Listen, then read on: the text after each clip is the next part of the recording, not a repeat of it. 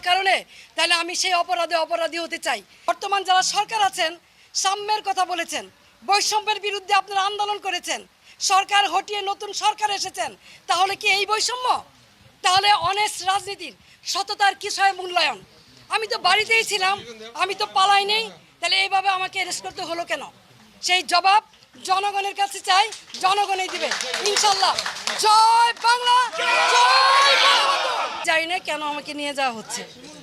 যেহেতু আমার এখানে প্রশাসন এসেছে এবং ওনারা বলেছে যে আমার বিরুদ্ধে ওয়ারেন্ট ইস্যু করা হয়েছে, যদিও তারা আমাকে ওয়ারেন্ট ইস্যুটা দেখাতে পারে নাই, কিন্তু আমি আইনের প্রতি শ্রদ্ধাশীল হয়ে আমি তাদের সাথে যাচ্ছি।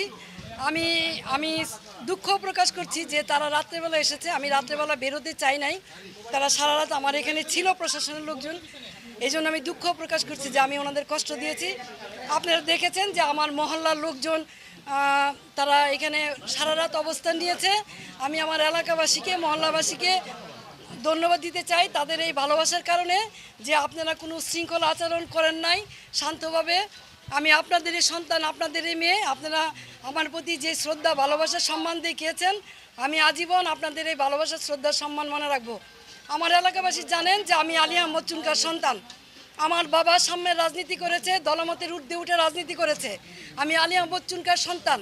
আমার যদি অপরাধ হয়ে থাকে জয় বাংলার, জয় বঙ্গবন্ধু বলার কারণে, তাহলে আমি সেই অপরাধী হতে চাই।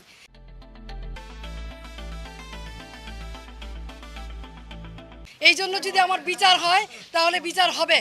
কিন্তু নারায়ণগঞ্জ শহরে 21 বছর আপনাদেরকে আমি সেবা দিয়েছি, কোনোদিন কেউ বলতে পারবেন না দলের প্রতি আঘাত করেছি অথবা কাউকে আমি কোনো ধরনের বৈষম্য আচরণ করেছি।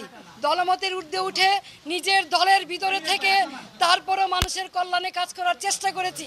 বিরোধ সত্য, মতভেদের সত্য, এই শহরের নারায়ণগঞ্জবাসীর জন্য এমন কোনো জায়গা নেই যেখানে প্রতিবাদ করি নাই।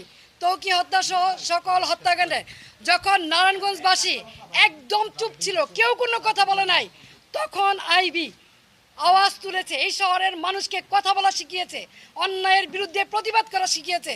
আজকে সেই আইবিকে কিসের জুলুমে, কিসের কারণে, কি কারণে গ্রেপ্তার করা হচ্ছে আমি ঠিক জানি না। কিন্তু যেহেতু আমাকে গ্রেপ্তার করা হচ্ছে, আমি নারায়ণগঞ্জবাসীর কাছে একটাই অনুরোধ করব, আপনারা যেভাবে আমার পাশে ছিলেন, আমার পরিবারের পাশে ছিলেন, আমার পাশে থাকবেন। আপনারা সকলেই জানেন 1 মাস হয়নি আমার ছোট ভাই, অত্যন্ত আদরের ছোট ভাই মোহাম্মদ আলী রাজা রিপনকে আমরা হারিয়েছি। আর সেই ভাইয়ের সুখ এখনো বুঝতে পাই নাই। 3টা ছোট ছোট বাচ্চা, নাবালক বাচ্চা, তার মাঝখান দিয়ে আমাকে এইভাবে অ্যারেস্ট করা হলো, যেখানে আমার বড় ভাই নাই, বোন নাই, আমি সবার বড়। 3টা ছোট ছোট বাচ্চা এবং 1 মাস হয়নি আমার ভাই মারা গেছে এবং ওদের মাও নাই। 4 বছর আগে ওদের মা মারা গেছে।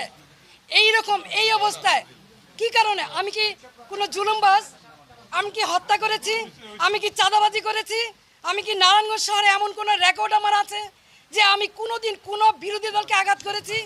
তাহলে কিসের জন্য, কি কারণে, কোন ষড়যন্ত্রের কারণে, কার স্বার্থে আমাকে অ্যারেস্ট করা হলো? আমিও প্রশাসনের কাছে জানতে চাই। বর্তমান যারা সরকার আছেন সাম্যের কথা বলেছেন, বৈষম্যের বিরুদ্ধে আপনারা আন্দোলন করেছেন, সরকার হটিয়ে নতুন সরকার এসেছেন, তাহলে কি এই বৈষম্য?